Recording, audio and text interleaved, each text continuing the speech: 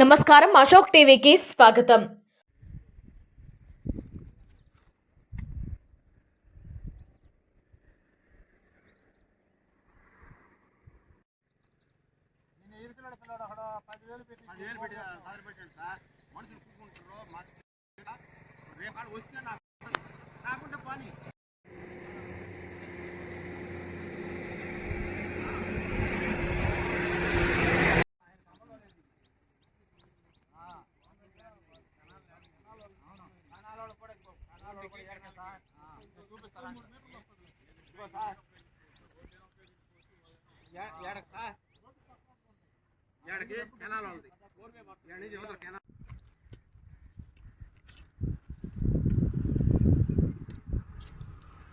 ఏం చేయలేదు దాంట్లో 10,000 ఖర్చు పెట్టాడు.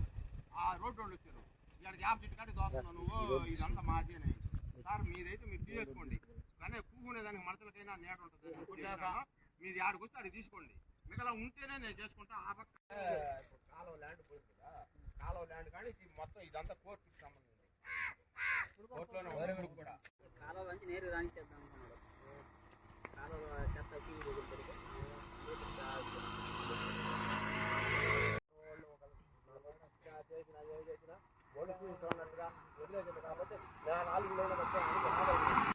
మా వాళ్ళు మా ఒడ్డు వాళ్ళకి ఇచ్చిన వాళ్ళు చేసుకుంటున్నారు. నీకు అసలు లేదు, కట్టం ఎడకే ఉండింది, నాకు తెలీదా?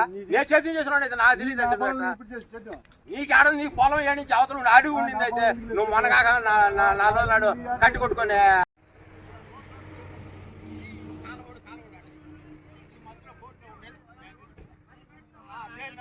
అట కాకుండా నేను ఆడికి వేస్తాను అదేనంటే కుదరదా? కోర్టులో ఉంది ఇప్పుడు జాన్లా, కోర్టులో జాలపడి ఆడికి వచ్చింది. రోడ్డు వాళ్ళు తీసుకున్నారు, మిగతా ఉండి కాడికి ఆడి నాదేనా?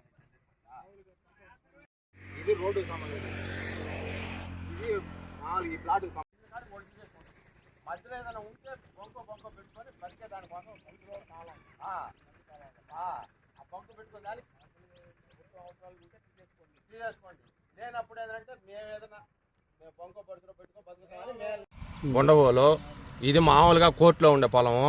ఇప్పుడు కూడా కెనాల్ కాలువ వచ్చింది, దీని మధ్యలో పొలం ఖాళీగా ఉంటే మేము అడ్డగించుకున్నాము.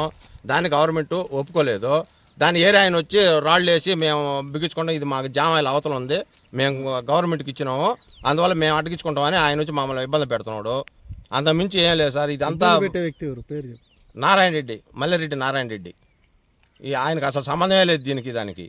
ఆయన కావాలని మమ్మల్ని ఇబ్బంది పెట్టి ఆయన తీసుకోవాలనే కోరికతో ఆయన ఈ రాళ్ళు ఎన్ని తీసుకొచ్చి నాటేదాన్ని కూలీలను తీసుకొచ్చి ఈ పని చేస్తున్నాడు సార్. అందుకని మేము అడ్డగిచ్చాము.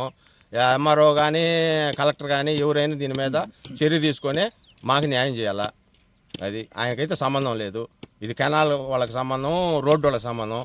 మధ్యలో వాళ్ళు దయదలిసి మేము వేసుకునే దానికి ఉండిస్తారు, తీయేస్తే కూడా మాకు అభ్యంతరం లేదు. ఆయనైతే తాకేదానికి లేదు. అది సార్ మాకు.